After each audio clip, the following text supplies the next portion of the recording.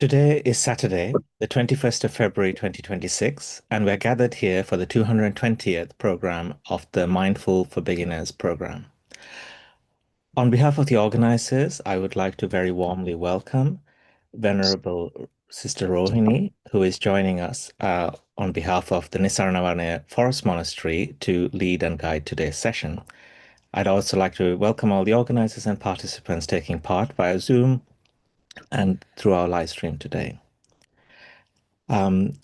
We start our program as usual with a short guided mindfulness session. So I would now like to very kindly invite, respectfully, Venerable Rohini to guide us in that session. Over to you, Venerable Rohini. Much merit.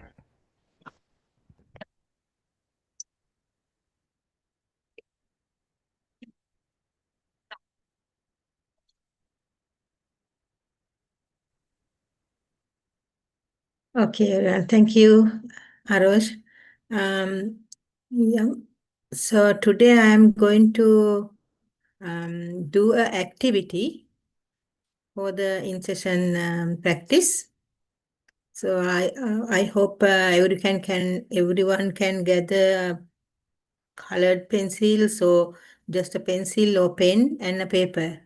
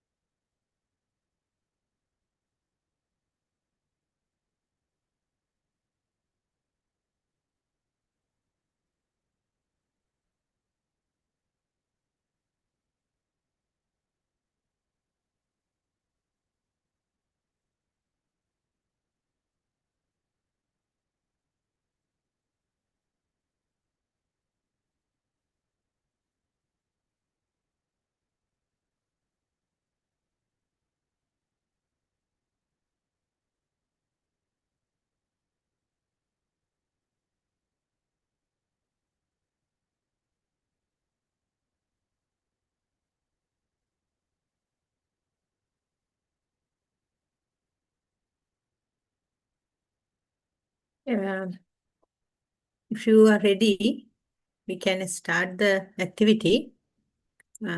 Today, according to our topic, unlearning. So I thought we will do a kind of activity related to the unlearning.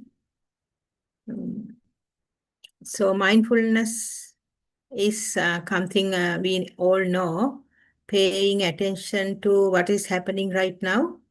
So we can notice our thoughts or feelings. So especially when we notice our thoughts or feelings, we need to note them without attachment or note them without any judgment. So mainly letting go of any judgment is the focus, or that is the main focus of our practice. So any distractions we like to avoid, or we just like to observe it mindfully. So that is what we are doing as a mindful practitioner. We do make mindful practice like that. So we try to experience each moment with an open mind or clear mind. So that is what we are trying to do as a mindfulness practitioner. So unlearning is something we are trying to let go of preconceptual things. So we all have preconceptions. Whatever we feel, whatever we think, we have some kind of judgments. According to our knowledge or according to our experience, we judge several things, many things. So unlearning is without any preconceptions or letting go of preconception according to our mindfulness practice. So we can give another definition with other context. But here, when we are talking about mindfulness practice, so that is what we are trying to do. So by doing that, we can be a happy person, or in this very moment, we can keep as a happy moment. So by doing that, also we can have a kind of releasing pressure to be correct. So those benefits are here. So we will discuss later on the benefit of by doing unlearning.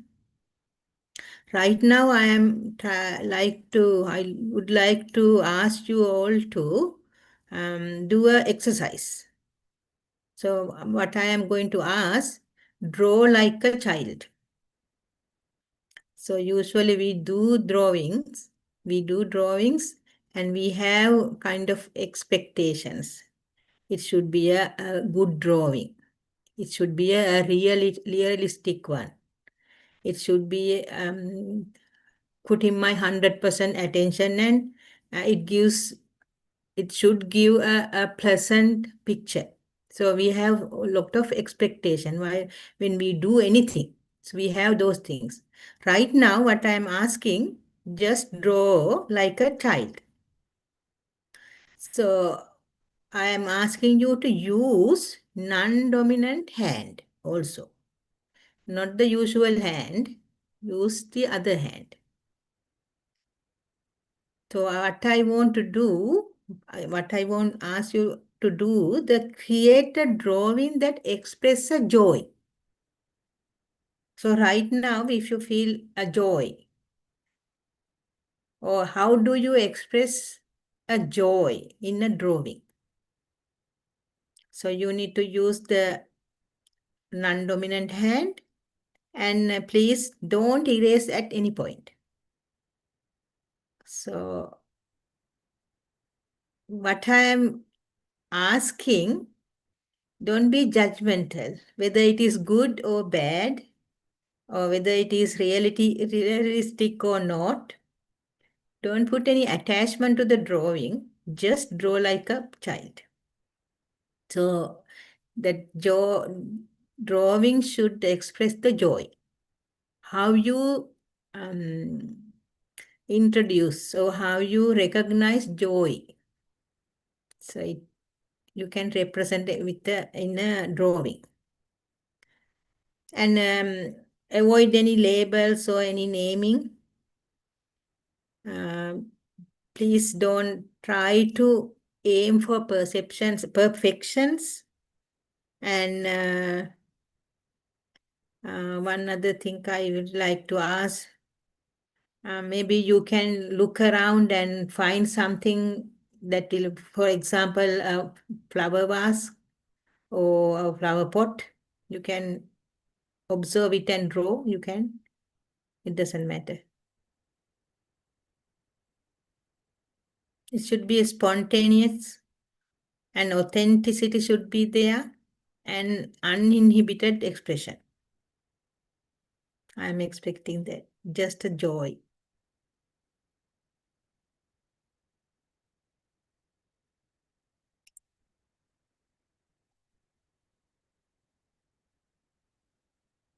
And please try to be mindful on the activity, especially note your thoughts. How do you feel? How do you feel the joy? How do you feel when you draw? What kind of thoughts are there?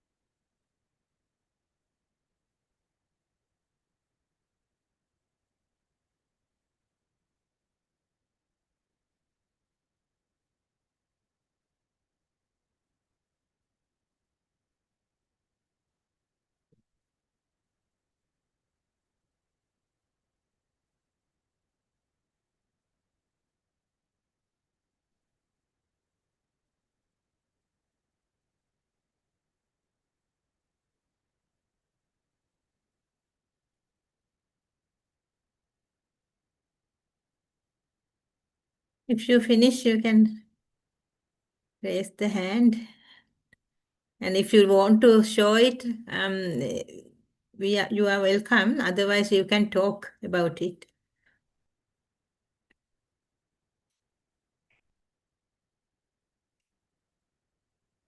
So especially I want to hear that what you felt and how did you describe your thoughts, feelings.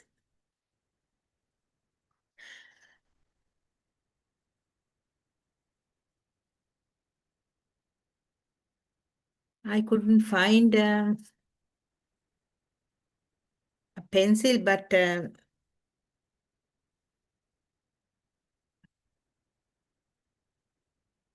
no. So can you see? This is my drawing. So that's the few lines are the rainbow and the sun and the flower and a girl. So that is my drawing. Yes, Arosha, Sonali, and Panchani is raise hand. Whoever the first one to raise hand, please tell us your experience. Sonali, go ahead, please. Mine is the family. I don't know if you can see.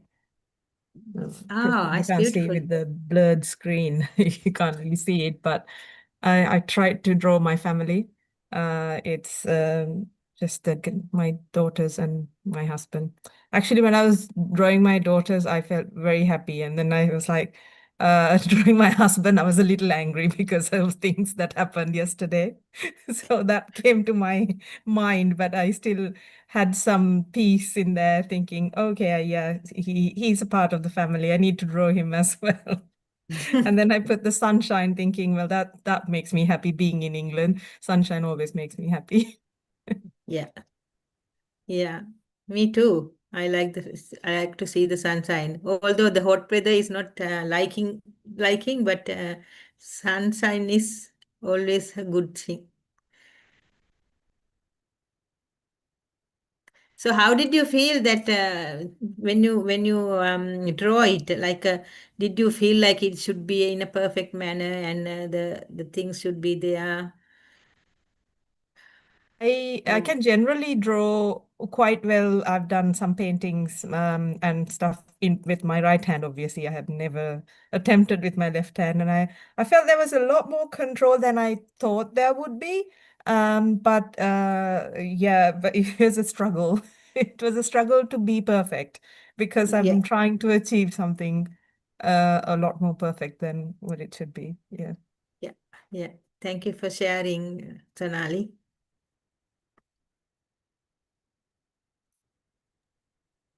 Panchani, you're next.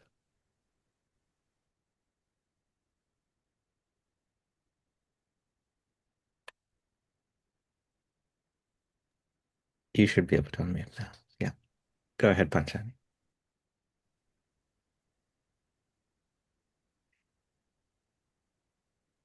Manu, I can't show you my drawing because it's disabled, but Try now, Panchani. Try oh, now. okay. I'll try again. Here you go.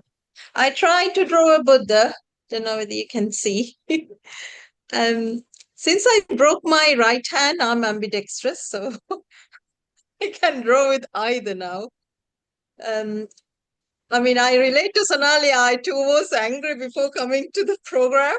So there were some anger thoughts. I tried to meditate beforehand as well, but still I could not still calm down 100%.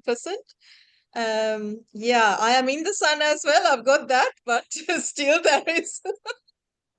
How there did is you lack of manage to containment. how did you manage to draw the Buddha's face and Buddha's statue, avoiding the anger? Did you Yeah, manage? only thing that came to mind was Buddha, there's nothing else that that can help me right now. Like I got it all going. Like I left my That's a job. good I'm thing, looking though. after my mom. Huh? That's a good thing, though. Nadia? When you get Yeah, angry, if you can remember the Buddha. yeah. At least that's there, right? Yeah.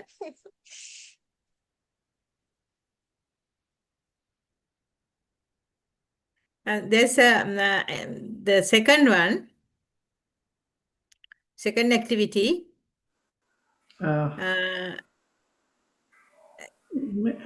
I think I will give a sorry to simple. interrupt. Yes, Adarindu. I think Arosha also raised Sorry, his hand. Arosha, sorry. I Oh, thought everyone is. Your hand, I can't see because it is in a dark brown. yes, the color is different. Right? Well, Yes, yes. I'll be very quick, but like Sonali, I also was drawing family. If I hold it far enough away, it looks better than it does in real life. Let me switch off the blurring, and then you'll be able to see better. Um, Yeah. We yeah, can see them. Mm. yeah. I think it was, yeah. I mean, for me, the main thing in my mind is, yeah, how difficult it was to draw with the left hand. It's just not. I never really use my left hand for anything in terms of fine control work. Um, and yeah, so and also reminding myself not to try to get it perfect or to, because with my right hand, I know I can draw a lot better. So there was that judgment. I could feel that judgment arising, but Mm. reminding myself that it was okay because this is how it is. This with the left hand, this is how it is. So. Yeah. How do you relate it to mindfulness? Is that better than using the right hand or the prominent hand? For a mindfulness practice, yes, very much so, because yeah, otherwise, even making any line go in the right direction, as the intended direction, would not happen without being in the moment and focusing on the one activity. So yes, yes, that's true. Thank you, Arosha. I started raising hand also. Yeah. Did you So this draw? is funny, and I think I think I'm the only child here. Now I feel like I'm the only child. So when you asked us to draw, I felt like really happy. So I wanted to draw something. Then my little girl walked in. So I thought, okay, I'll draw her. Then I started drawing a face, and then eventually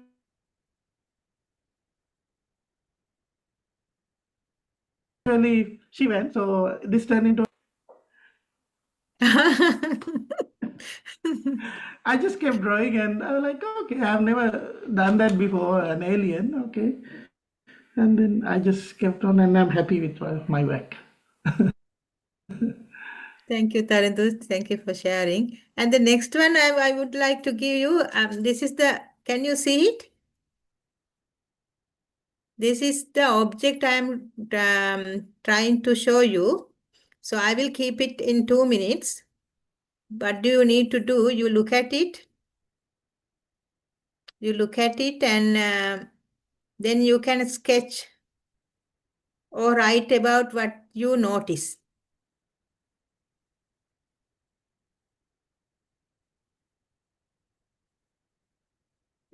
This also with our left hand or the non-dominant? Better. If you can use the left hand, then you can be more mindful. And we don't need to have a perfection. And that is the next point we are emphasizing, because perfection is one of the layers or one of the hidden agendas in our mind.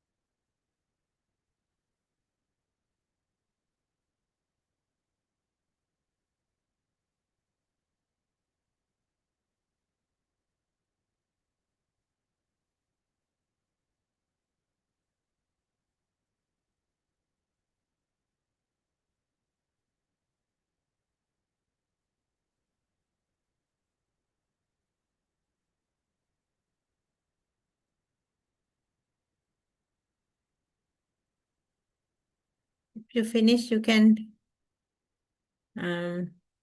talk, or you can show your drawing, or you can talk about it. What I asked about it is, what did you notice when you write about it or when you sketch it? When you try to draw it, what did you notice in your mind, or the hand, eye coordination, or anything? What has happened?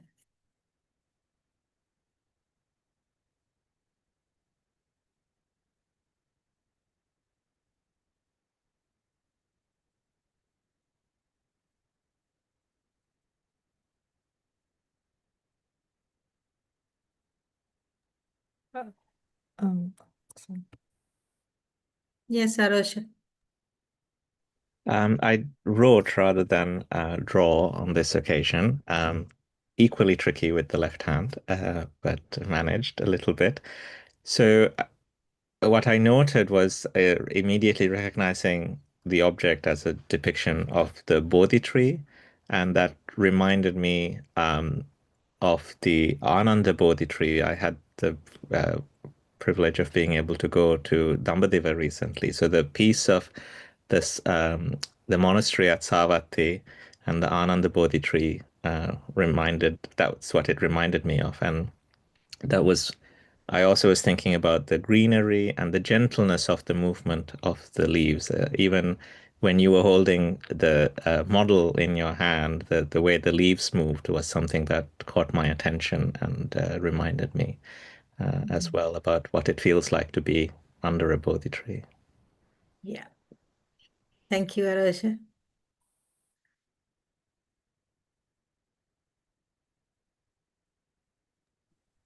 It was Same. very similar for me, Manu. I actually drew and wrote a few words as well. I don't know if you can see with the blurring on.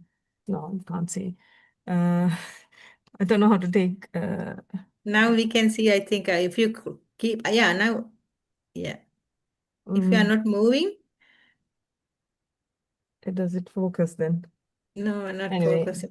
that doesn't matter. So I drew the tree and I wrote a couple of words. One of the first word that came to my mind was shiny.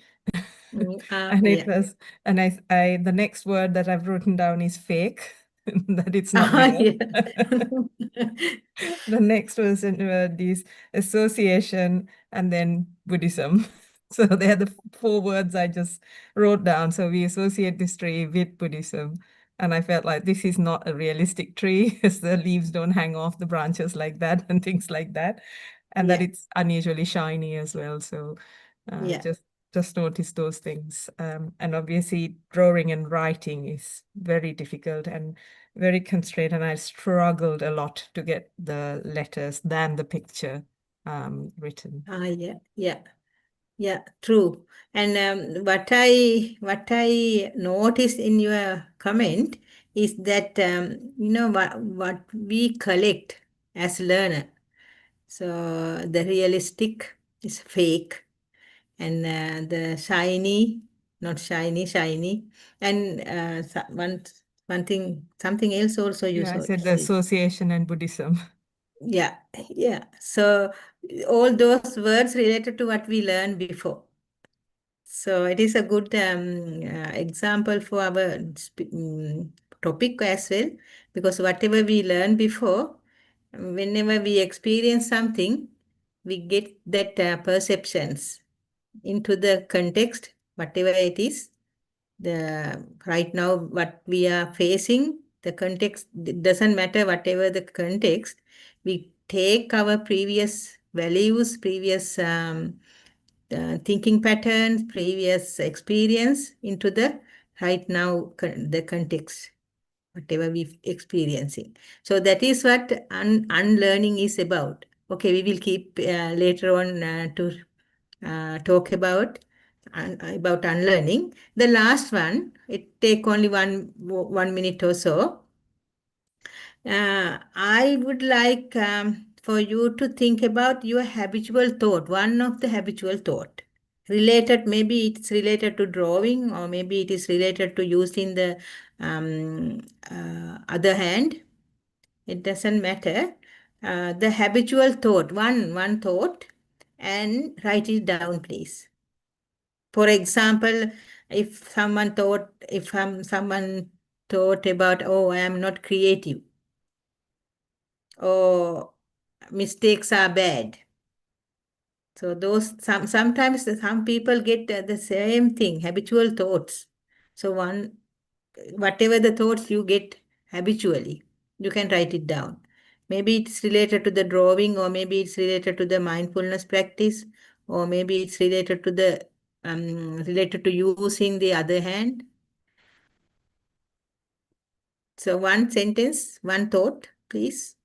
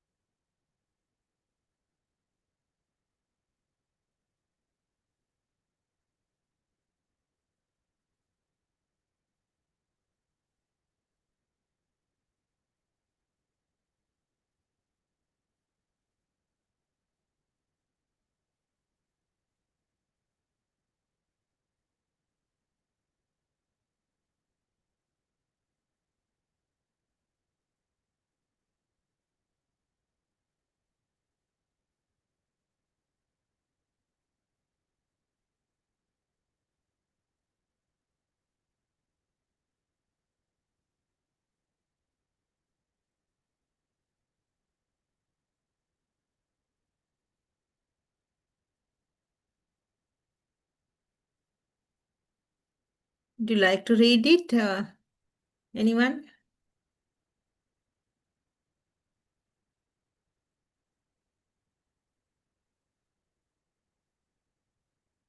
Yes, Sarosha.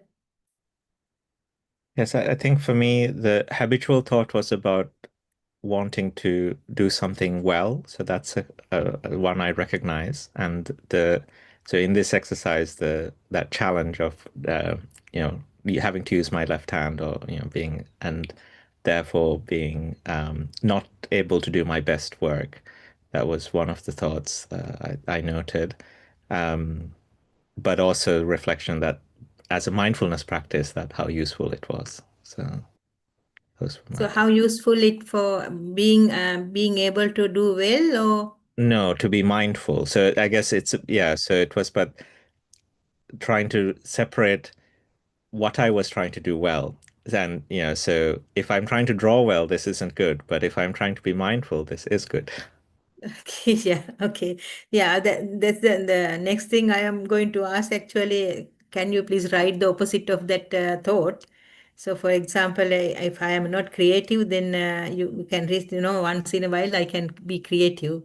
So, or sometimes I can be creative, like that, to write down the opposite of that thought. So, because sometimes, as Arosha said, sometimes my habitual thought is valid into a certain context, not always, but it comes out most of the time. So maybe it is not valid to the mindfulness practice, but elsewhere, where else you can have that thought, or you can that prompt out that thought, maybe. So what I want to emphasize, that you can do the opposite as well, not only for the mindfulness practice, but the other times as well. Then you don't have a pressure on what you are doing. It is not bad thing to trying to do your best, but having that thought like a habitual thought. Maybe you wrote that because you need to write something. So I'm not criticizing, or I'm not judging that. Just I wanted to continue the activity talk. Yeah.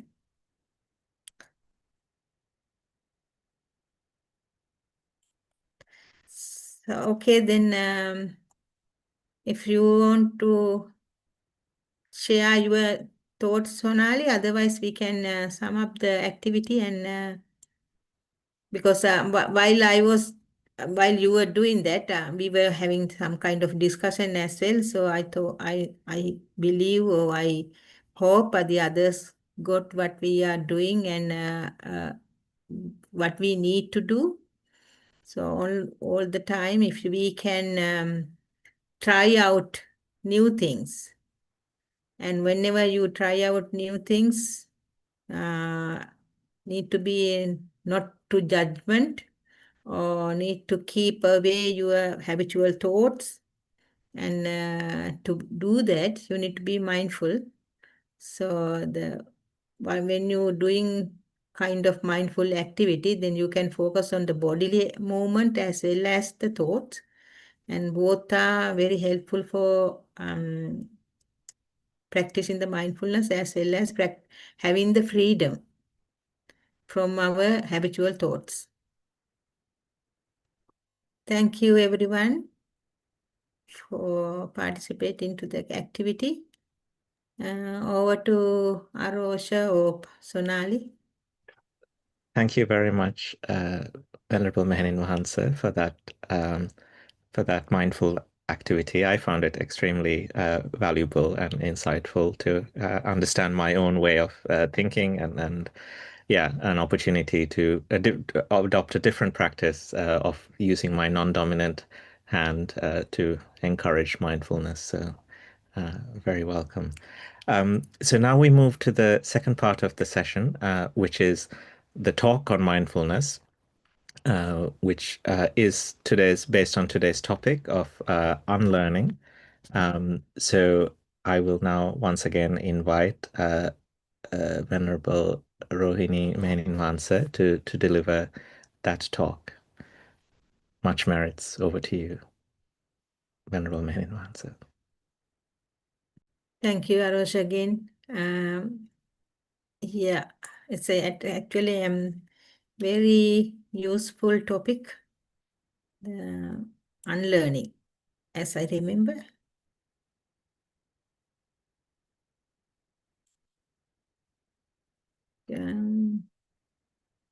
Yes, Yes, Venerable. it took me 4 years to paint like a Raphael, but a lifetime to paint like a child. So that is what the poster write-up. So when we try to discuss or talk about this unlearning, or especially unlearning, yes, what I felt, go back to the childhood. So we all got a wonderful childhood. So once a baby is born, the parents or caregivers, teachers, relatives, neighbors, siblings, they all introduce lots of new perceptions. The name is given, accordingly the relatives are introduced, and a lot of things happen around a baby, and baby is grasping, not soon after born, but gradually the baby is grasping lot of perceptions.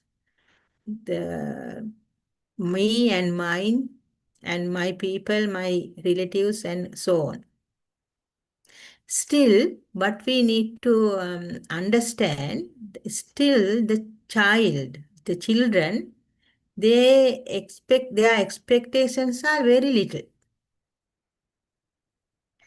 And they are not separate themselves from what they see or what they hear or what they taste or what they smell. So they are not separate themselves from the experience. So that is also something we need to understand, or we need to keep our attention according to this topic. And they, for example, they don't say like if there is a tree, for example, then I gave you all to draw the Bodhi tree. So they don't say that tree is ordinary or fake or it is not important, or there's no judgment. There is no any preconceptual attachments or preconceptual wordings. So that is also something different from us to the child. The children don't use that. They always keep their attention with the right now in this very moment. So because of that, they don't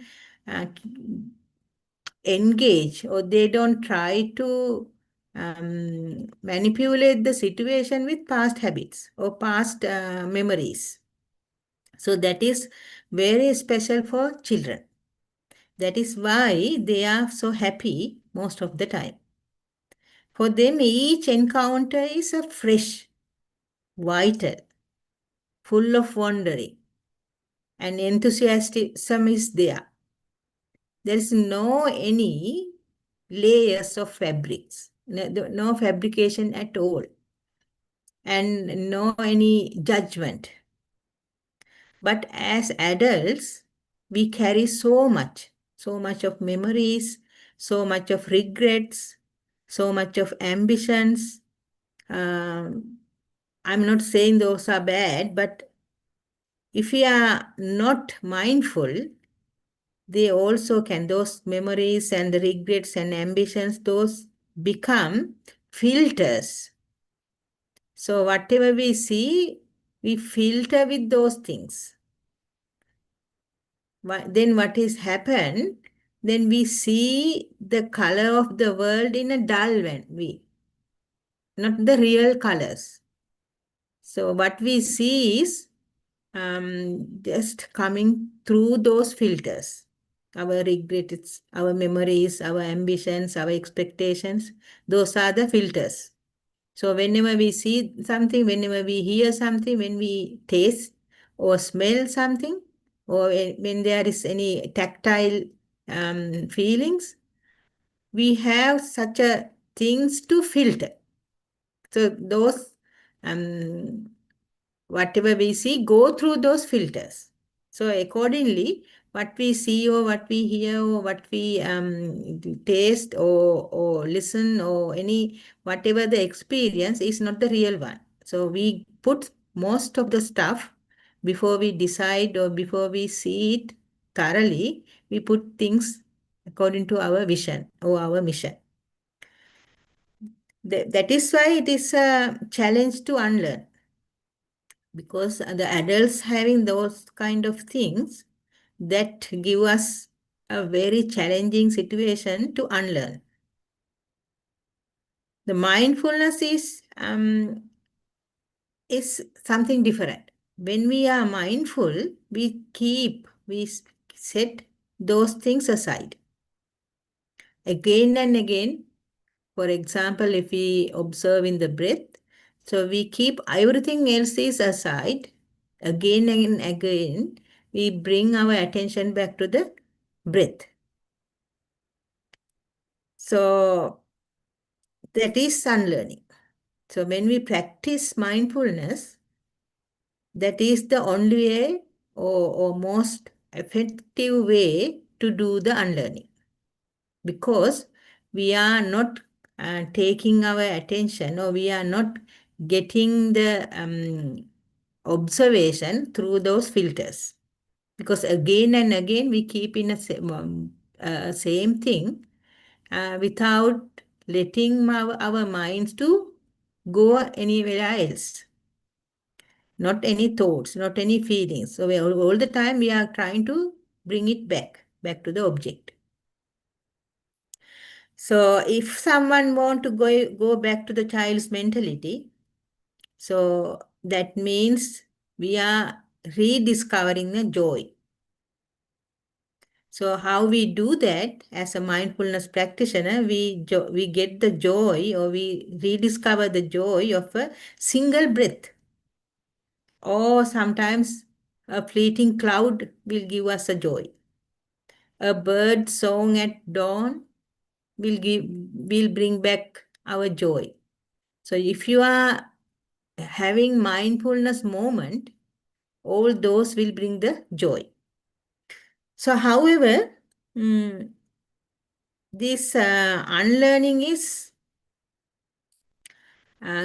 maybe some people think, okay, unlearning is like losing the knowledge. However, it is not losing the knowledge, but instead more about clearing the space for wonders, for new things. So that is very important. Sometimes when we have that kind of topic, maybe people think, okay, so we need to lose, so we need to forget our whatever we learn. It is not the thing.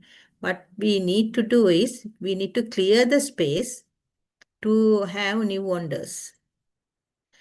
But it is very hard. It takes times. For example, in this poster write-up, it says it took lifetime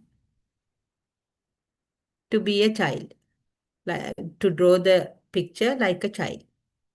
So for us, we know according to our practice, it takes time because we need to remove those filters.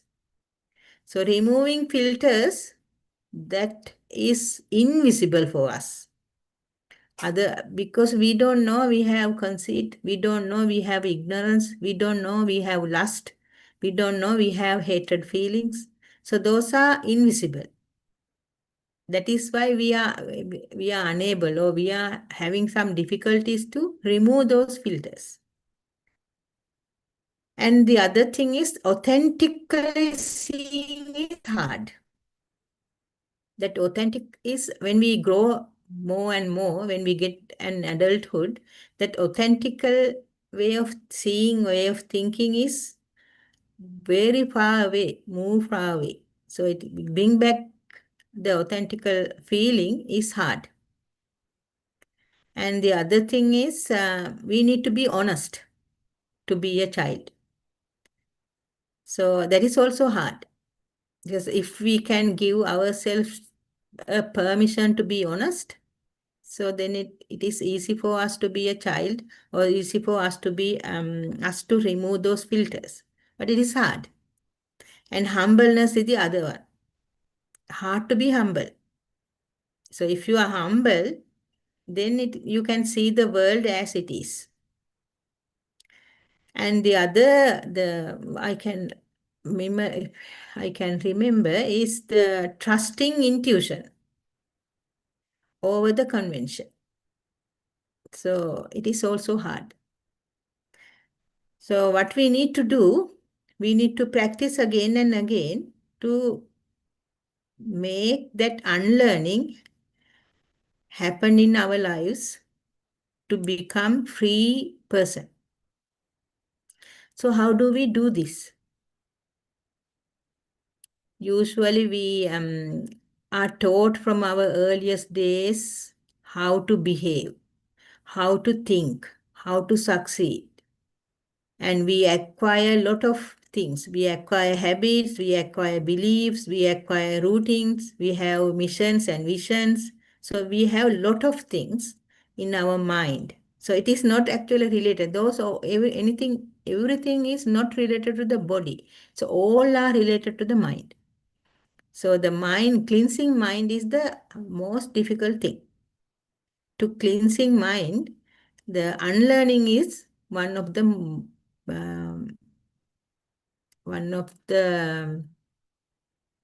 most important thing.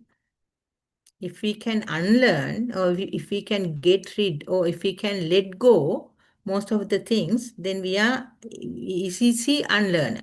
Then we are in a peaceful manner, or we are living in a freed world. Because all the thoughts and feelings arise in our mind is the gate of the jail. So we stuck in there. That is why we are not most of the time happy.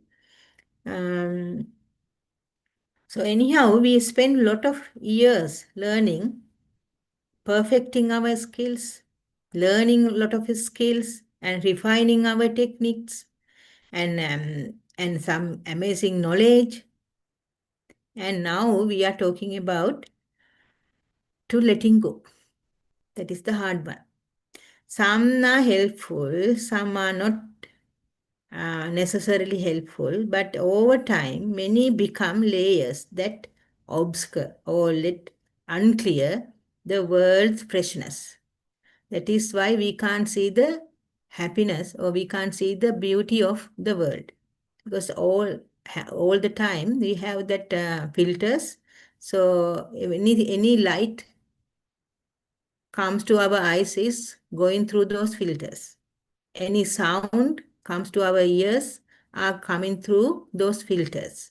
Any taste, any smell, any tactile feelings, all those are coming through those filters. That is why we are not authentically free.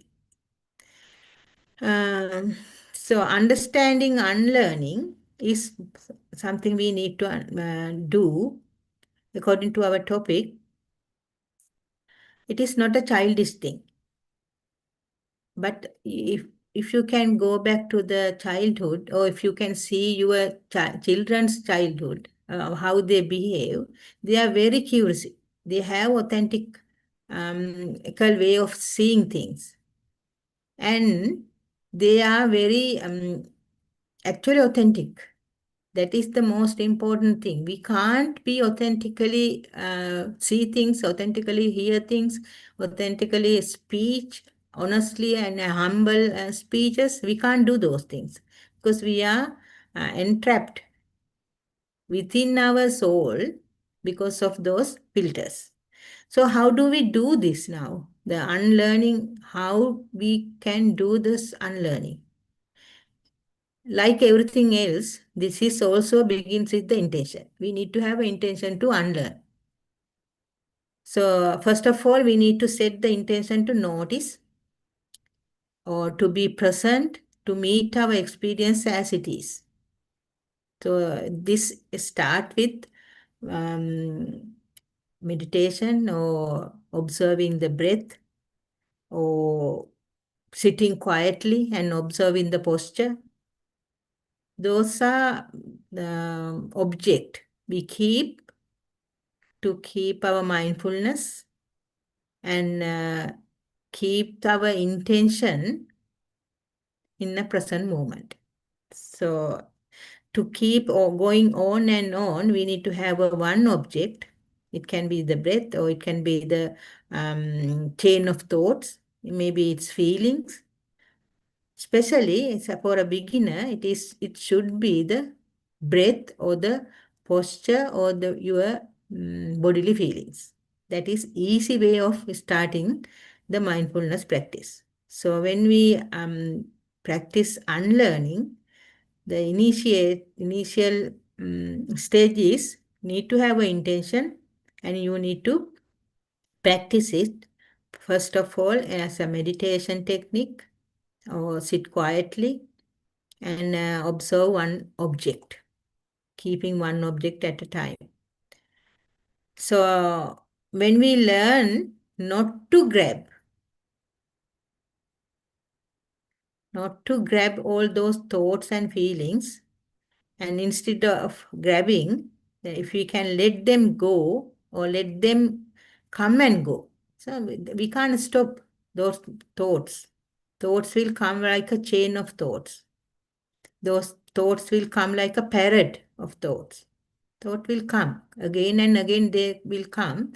But if we are not grab them, if we can let them go, they will come again. But it doesn't matter if we are skillful to let them go. Then over time, there should be or there could be a space between stimulus and the response, action and the reaction. There should be a space. When we practice again and again, that space get widen, more and more widen. In that space is the freedom. That space is the childhood or beginner's mind is lying on.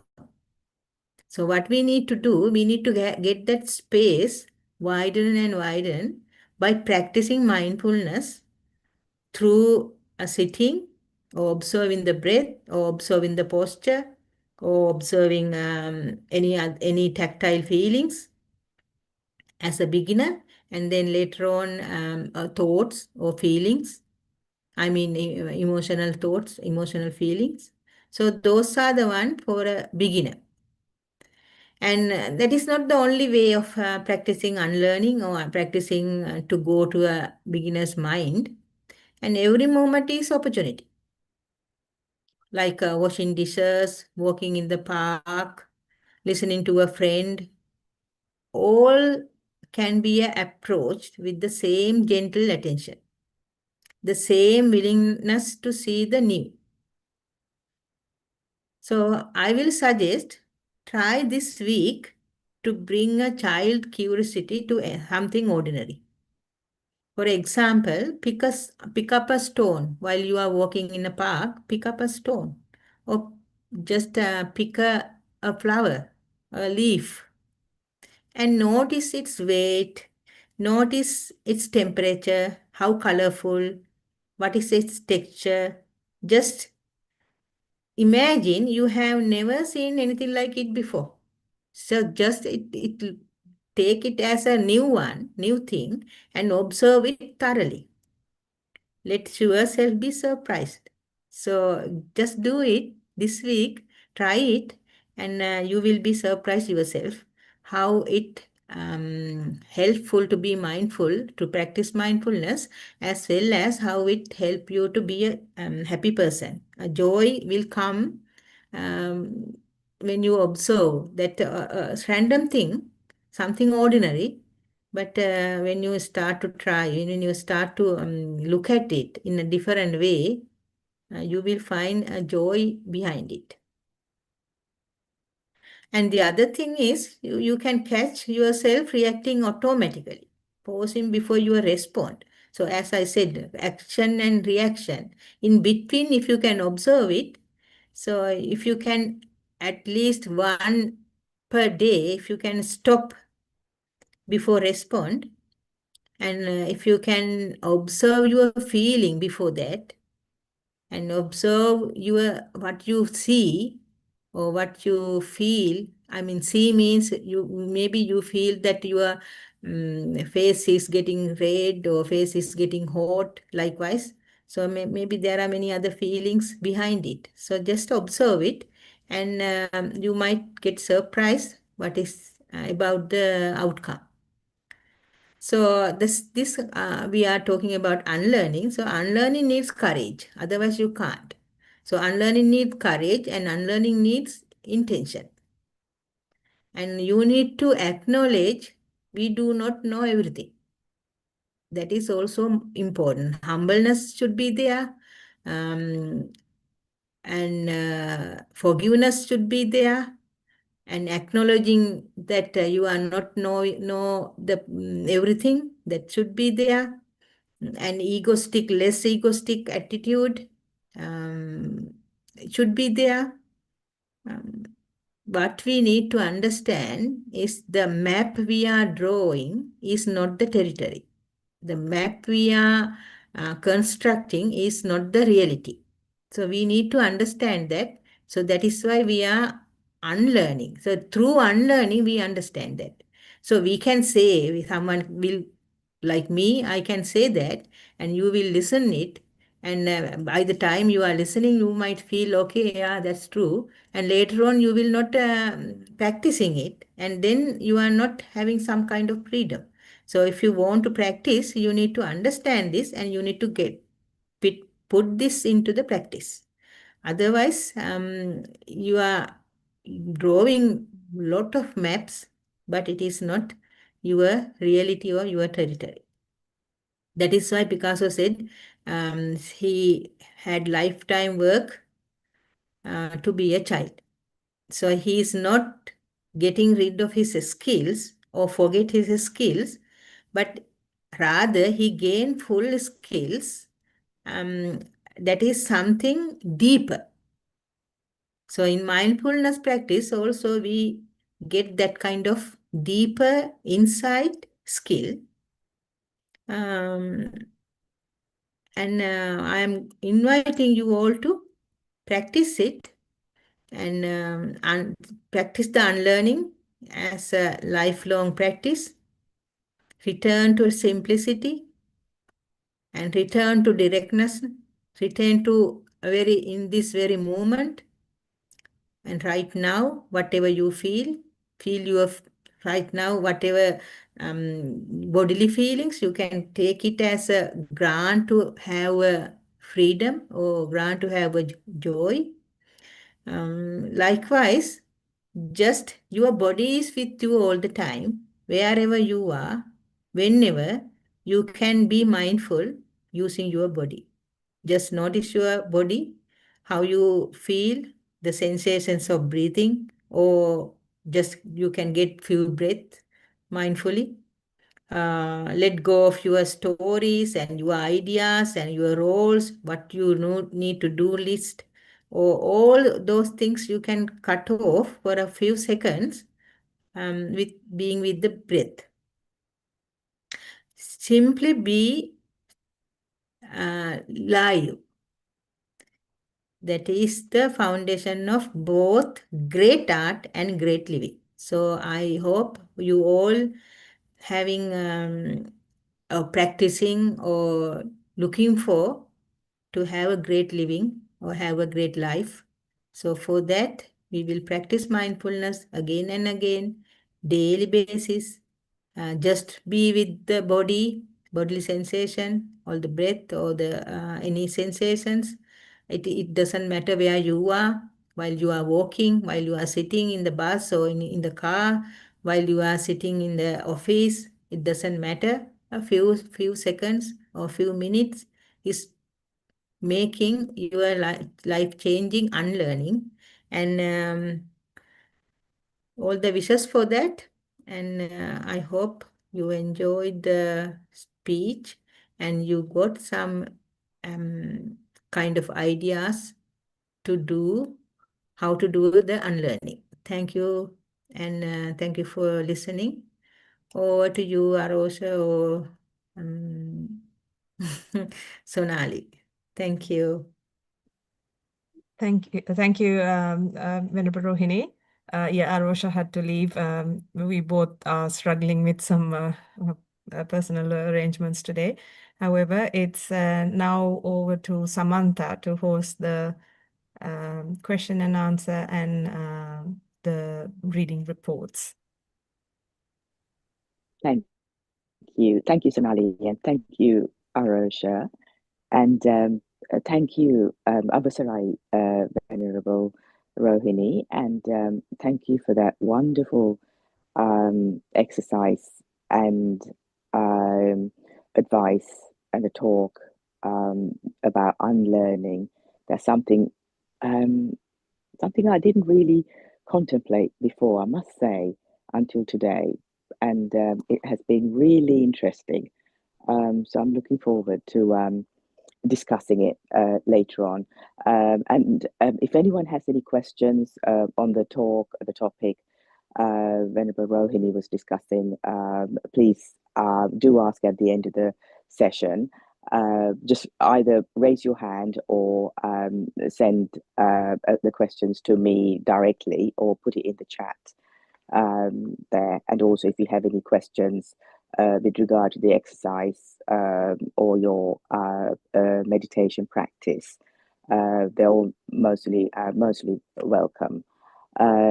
So what I'll do is before I go on to read this week's reports, Venerable, we have one report which I'll read soon, but I'd just like to just remind anyone, and who especially for any newcomers to the program, on the basic practice, the guidance set out by Nisarana Vanaya on how to meditate and submit your experiences in a report to Bhante or Venerable Rohini. I think the details should be in the chat. Let me just have a look. Think. Yes, yeah. Oops, sorry, I was pressing the wrong button there. On the guidance. So, and once you submit your reports, Venerable Rohini or Bhante will give valuable guidance specifically to your questions and to your reports and how to progress in the meditation. There are also 2 helpful video links put together by Nisarana Vanaya that you can see in the link on mindful walking and mindful sitting. You can allocate some time for the practice daily, so starting with they suggest with walking and then sitting gradually, say from half an hour, and increase it to 2 hours per day, and to build up your practice. Then please submit your experiences both in writing for mindful walking and mindful sitting, your questions. There's an example of this on how to do this in the chat. For example, if you're walking, you can describe any prominent sensations, texture of the ground, pressure points on the soles, etc., and or how the body weight shifted. Similarly, in the sitting meditation, again, you can refer to any prominent sensations that you felt at the incoming and outgoing of if the breath meditation was your chosen object, how it arose and how you felt it at the nostrils, or the rising of the and falling of the abdomen. And also importantly, you can write down your experiences, mindful experiences on daily activities during the day. So it's obviously not just on the sitting on the cushion. We've got 24 hours in a day, apart from the time that we are sleeping. Most of the daily activities we do during the day, we have to sort of practice. That is also important practice to be mindful during the day. Then in the session, Bhante or Venerable Rohini will give valuable guidance to your own practice and how to progress in your meditation. So please do make use of this opportunity and send your reports either in the Google form that's in the chat or by email using the links provided in the chat that's been put in. So this is a really good opportunity to get personal guidance and to continue and how to continue with your meditation and progress in the path. And then you can get personal advice to your own report during the session. Finally, the recordings of the sessions are also available in the link given in the chat, as you can see. And please do ask if you want to ask any questions as well about the practice, about your own practice. You're given the opportunity. You can raise your hand today in the session at the after the reports. So now I think that's now I will go on to read this week's reports, Venerable Rohini. We have one report. Let me just pull that up.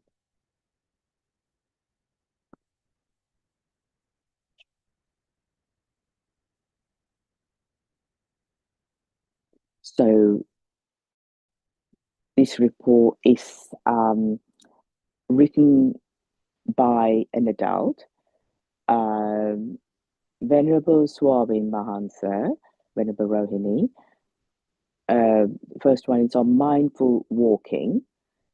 Walked freely few times, stood at the edge and observed posture, felt hardness of the floor, did a body scan at the edges. Then on mindful sitting, sat and observed posture as a statue, listened to sounds, observed belly movements and counted. Could observe 3 risings and fallings.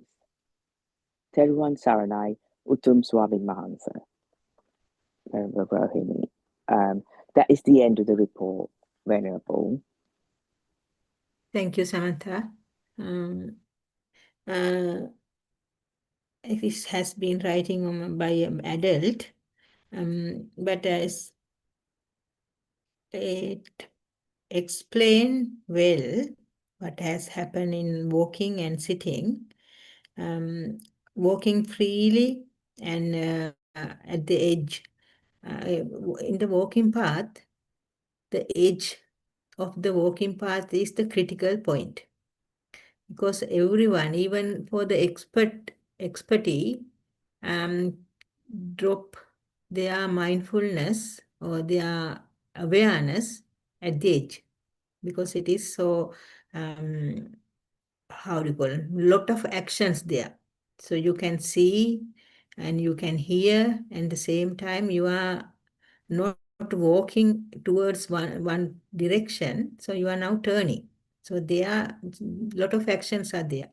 So the good thing is when we realize there are a lot of actions and mindfulness will break or mindfulness will distract, then the best thing is to stop there and do the body scan. Then your mindfulness getting back to the body. So it is a very good practice. Even a good practitioner or the experienced practitioner also do the same thing. So when we are walking and practicing mindful walk, it's best thing to stay or stop at the edge of the path and then turn around, giving your full attention. That will keep you to continuation, or that will keep you mindfulness as a continuous activity. So that's a good thing. And here the body scan at the edge, body scan is written, and that is a good thing. And please do the same. And in a sitting, posture is observed. The posture is a good thing to observe if you are even good, experienced practitioner. If you are in a like a kind of, for example, if you are angry, if you are tired, then posture is a good thing to have as an object, because breath might be a very subtle thing to observe when you are in a distressful situation, like angry or tired, so lethargic times. So the posture is the best thing to observe. So here also the writer explained her or his object is the posture. And listening to sounds and belly movements, also the right things, because all those are happening right now. Rather than you are observing thoughts, you are coming back to your bodily sensation is best, because when you are not in a happy mood or when you are not in a focused mind, to observe your thoughts are very difficult because thought flood at that time. This is not like for 10, 15 minutes practicing mindfulness and then later on you are observing your thought. It is okay. Then your mind is very calm and collective. Then you can observe thoughts. But here, according to this report, when you have that bare attention, the mindfulness has bare attention. So you observe everything. You observe the sound, you observe the belly movement, you observe the posture. So you are moving from one to the other, that we call bare attention. So when you have the bare attention, it's a good thing to not to look at your thoughts, but bare attention is good thing when you are having such a difficult time to observe one thing. It's a all actually it is also good thing to have bare attention because it leads to the complete mindfulness or complete sati we call. So good report. Thank you for writing us. And whenever I would like to mention to this person, if you can continue like this and not to worry, and you are in the path, you are in the right direction, please continue in the same manner. Thank you.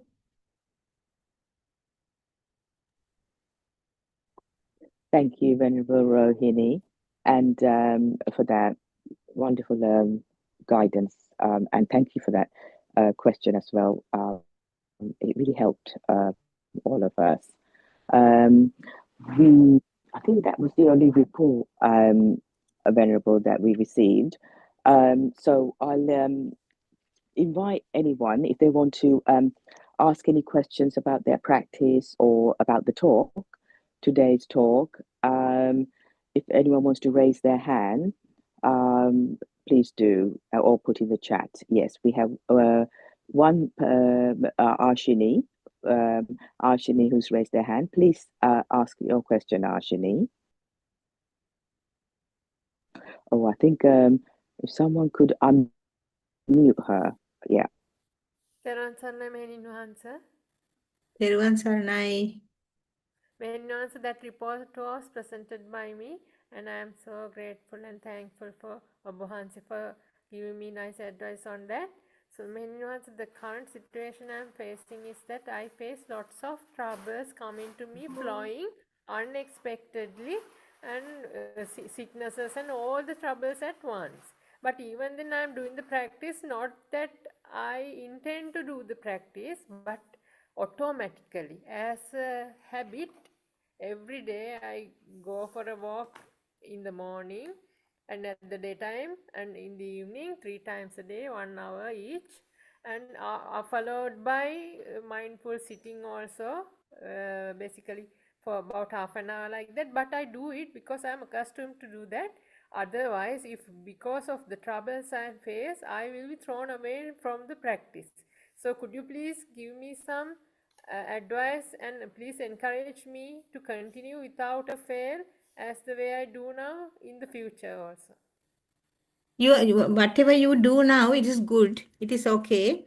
And continuous practice. It is very hard, Ashini, to practice continuously. Even in here, so some of my devotees, they want to practice, but somehow they find excuses to not to. So in that case, you are good at practicing every day. It's a very good thing, and I appreciate very much that, Ashini. And as I said before, whenever you can bring your attention to your body, it doesn't matter whatever you are doing. Maybe you are walking, or maybe you are sitting and just watching something. Just bring your attention to your body. So it will come as a habit. So everything is, when you do again and again, it comes like a habitual action. So what we need to do, the mindfulness practice need to be bring as a habitual action to our lives. So that is why I am saying that, okay, whatever you do, time to time, bring your attention back to your bodily sensation. Whatever you do, it doesn't matter. Maybe you walk, maybe you are sitting, maybe you are lying down, or maybe you are doing some other work. It doesn't matter. Bring your attention back to your bodily sensation. So then it will make a habit, a habitual action in your life. Even sometimes when you get sick, you can observe your body. You can observe the bodily feelings. Even maybe it's a ache or pain. Still, you are able to do that when you have that habitual action. So we all are having things, Ashini. We all are having sometimes everything comes at once, as you said. That happened to everyone. If you ask here now, many people here, if you ask them, they all will say yes. That is the life. So that is what Buddha said, that life is so with full of dukkha.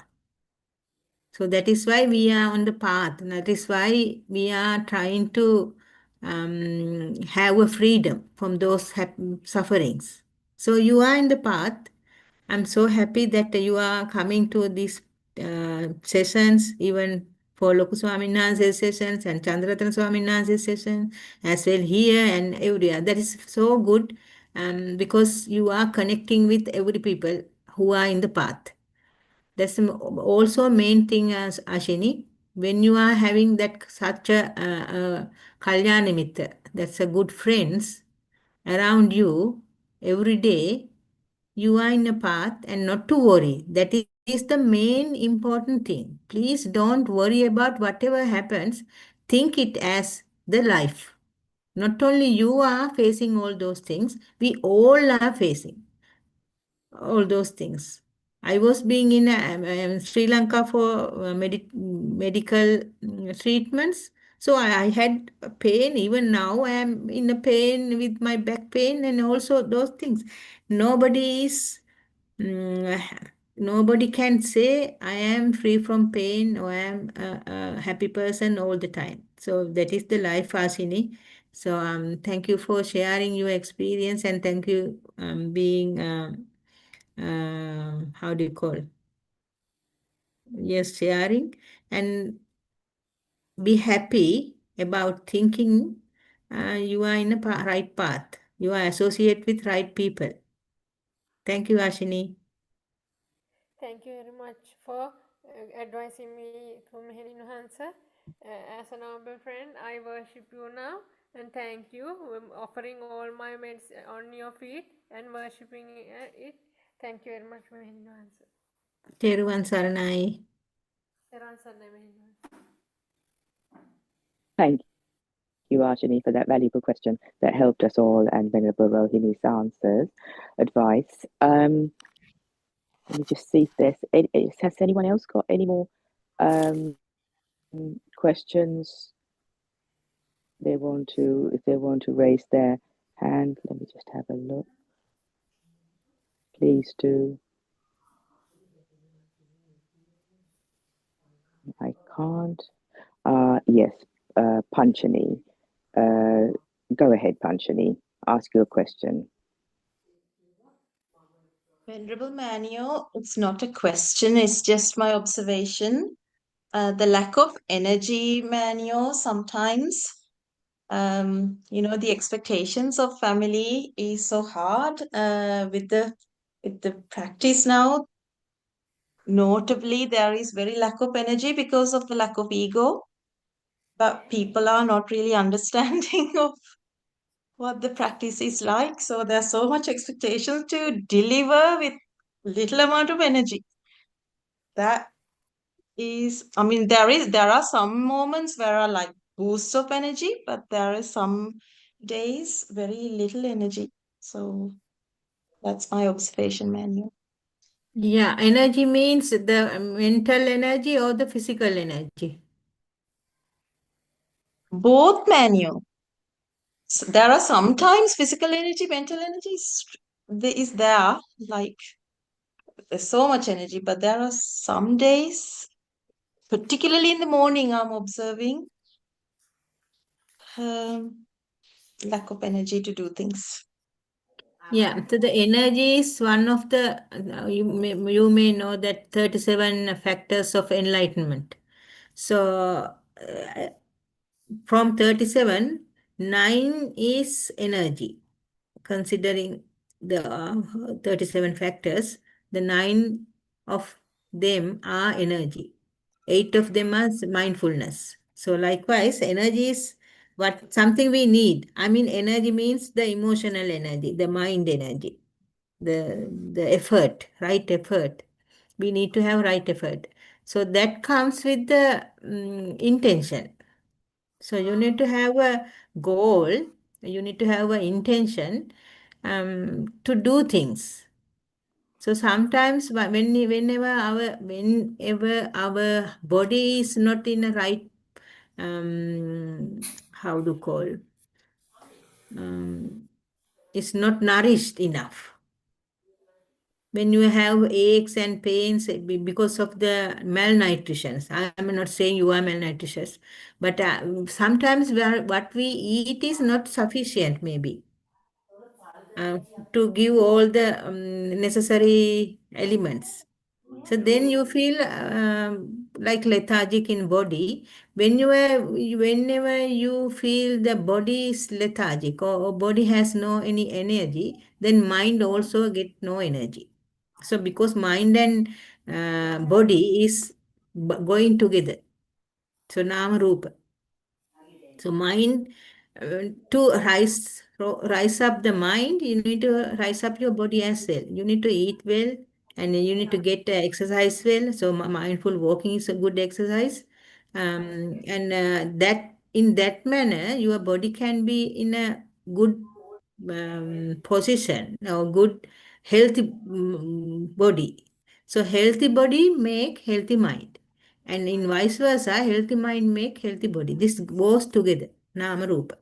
So you need to look after your body as well as you need to look after your mind by giving intention why what you are doing. Maybe it is homework or house work or chores. So you need to have good intention of doing that. Did you understand, Panchani? Yes, Manu, what you're saying is the simple tasks that I'm doing, you got to find joy within them. Yeah. Is that what you are saying? Yeah. Yeah. Yes, Manu, it's more like before I had an identity. I knew who I thought I knew who I was, but now I'm nobody. It's coming from that sense, you know.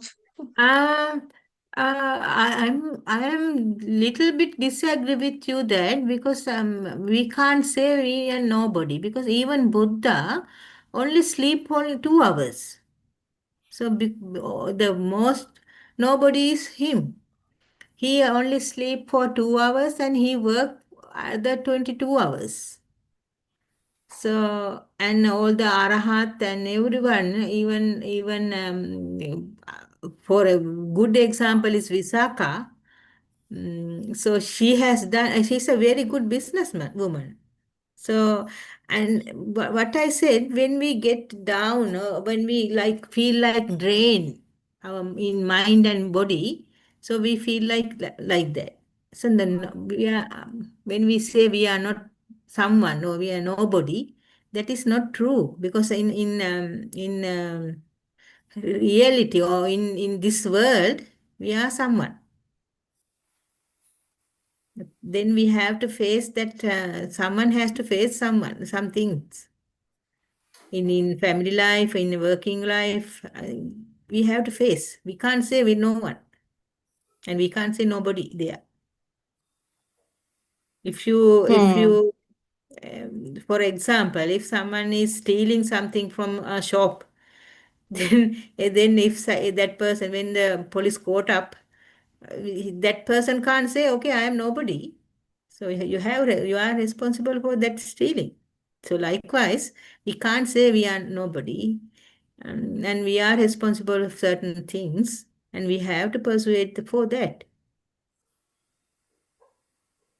Yes, Manuel. Yes. Ego is needed sometimes too. Yeah, ego is fully how to call that defilement is fully erased when the arahatship comes. Before that, even the non-returner has the ego. So don't worry about those things. Just practice and have some good healthy body that will help to have healthy mind. So both together, you can go you can go on this path. Thank you, Manuel. Much merits. Thank you Thank for you. raising the question. Thank you, Panchani, for that question. Yeah, so I suppose we could have, until we become arahants, Venerable, I suppose we can have ego with mindfulness at the Yes, moment in present yes, living. the even non-returner Yeah, has that conceit. yes, yeah, The interesting. Yeah, because sorry, Venerable. the lower five, the upper five is gone, all eradicate when when someone become non-returner. The karma, how do you call, sakkaya ditti, vicikicca, silabbata paramasa, kamaraga patika, all are eradicated by the non-returner. But rest is there until get arhatship. So one of other five is mana, conceit, ego. Mm. So we should have a gradual practice, yeah, and not Yes.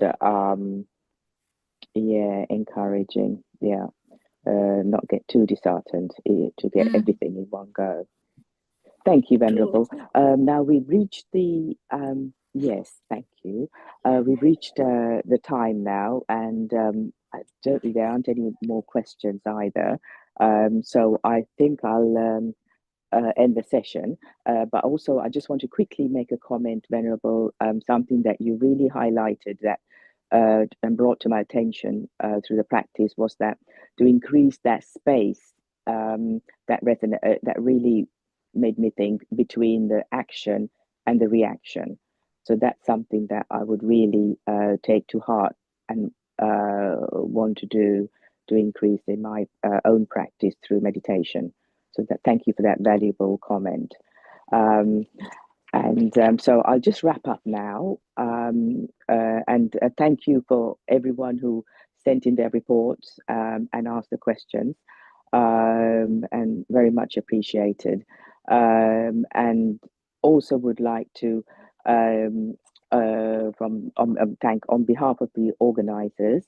I would like to thank Venerable Rohini for her valuable and Venerable Dhammakusala for their very valuable guidance and support in this program.